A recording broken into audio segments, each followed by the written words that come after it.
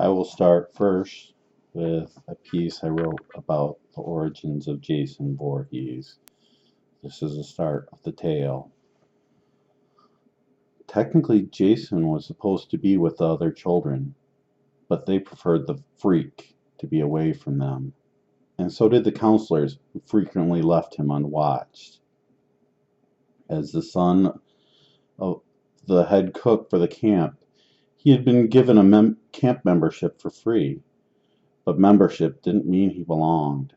Jason slid into the one place that made him feel comfortable, the woods. Jason stalked through the woods, hidden from the world of the camp full of children. He watched as the children raced and laughed in the bright, shining summer sun. Shadows and forests hid him from their view as he played his favorite game of seeing how close he could get to other children without them spotting him.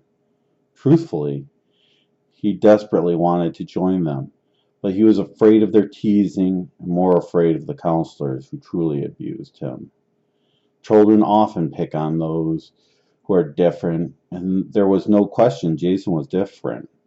Hair only grew on his head in sporadic tufts, and a useless empty eye socket was enough to draw the ire of the other children. Perhaps he could make up for this with charm and personality, but he lacked the ability to make sound. Even if he could, his mind wasn't up to the task of making friends. It didn't stop him from wanting to make friends, but all he seemed able to do was watch others have friends. The forest was his home.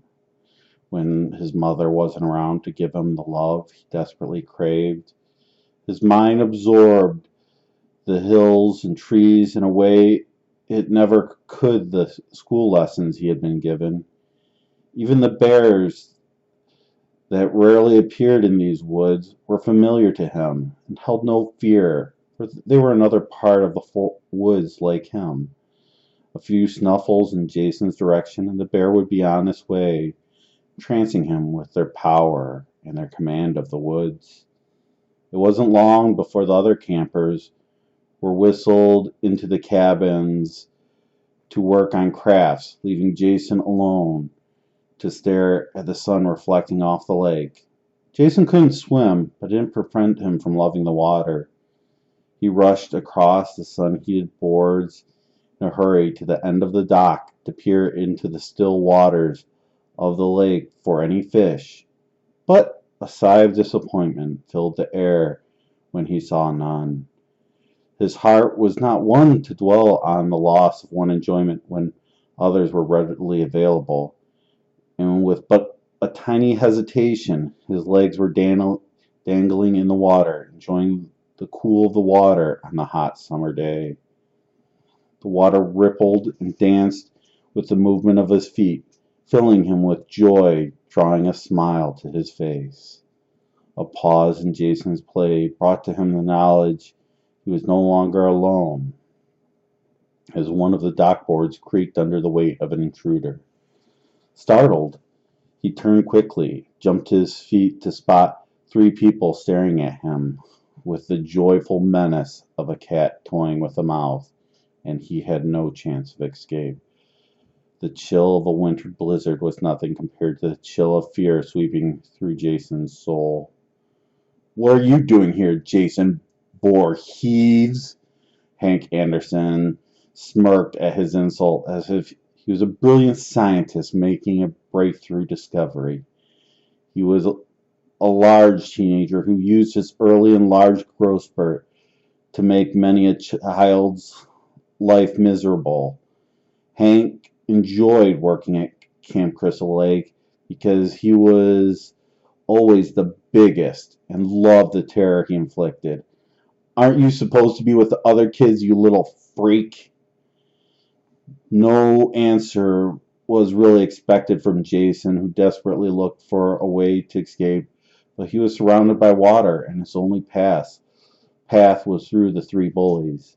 Jason scrunched up small and tried to shuffle past the tormentors, but he was rebuked by a quick shove from Hank, which dropped him to the wooden boards. The fall hadn't been painful, but it was only a prelude to the abuse, to pain they planned to inflict on him.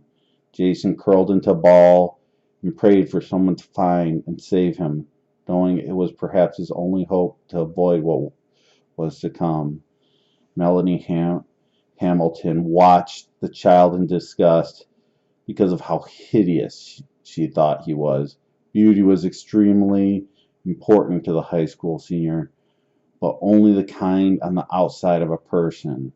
The appearance of Jason was an affront to her world, and she wanted him wiped away. And if she couldn't have that, she would at least see the freak was shown his place in the world beneath her heel. "You filthy little freak. It appears the water can't wash off your ugly." Melanie smiled. "That isn't a bad idea." Nick Linderman blew smoke into Jason's face. "Why don't we help the kid out with a swimming lesson?" Nick was the leader of the small pack and the cruelest of them, because Hank was satisfied with fear, Melanie was satisfied by tears, but Nick only took satisfaction from pain.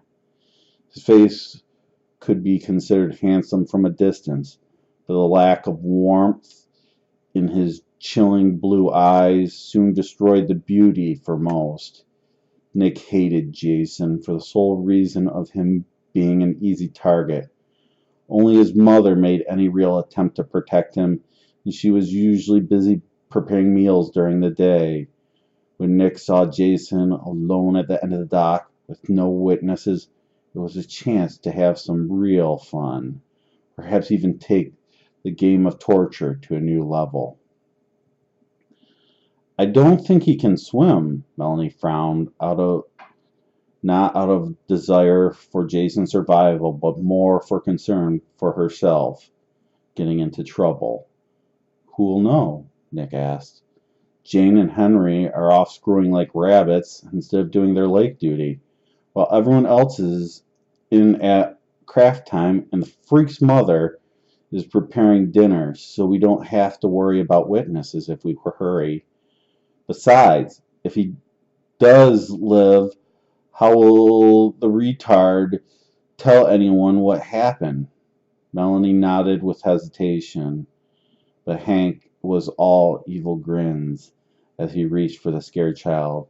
Jason sensed the danger he was in. Putting a last-ditch effort to survive, he struggled and squirmed to escape the large man's meaty grasp, but he was held fast as he was lifted into the air.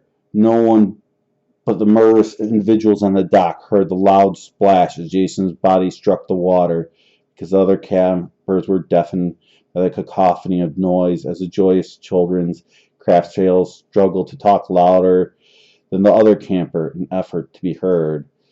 Emotions filled the trio's faces as they realized the efforts of Jason to stay above the water were failing. Melanie watched fascinated, but fear sent adrenaline coursing through her as she scanned for interlopers.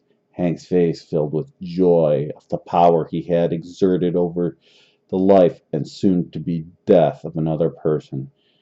Nick's face was simply filled with malevolent glee at the suffering of another. Jason struggled desperately as the water enveloped his body, enclosing him in its liquid embrace. His heart pounded life through his veins in an attempt to sustain him, even as his lungs burned with their failure to draw in oxygen.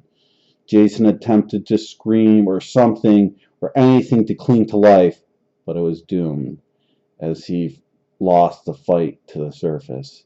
In his last moments, as his body descended to the lake floor, he thought he heard a voice whispering an offer of friendship to his ears. With a slight nod, he accepted. Hope you enjoyed.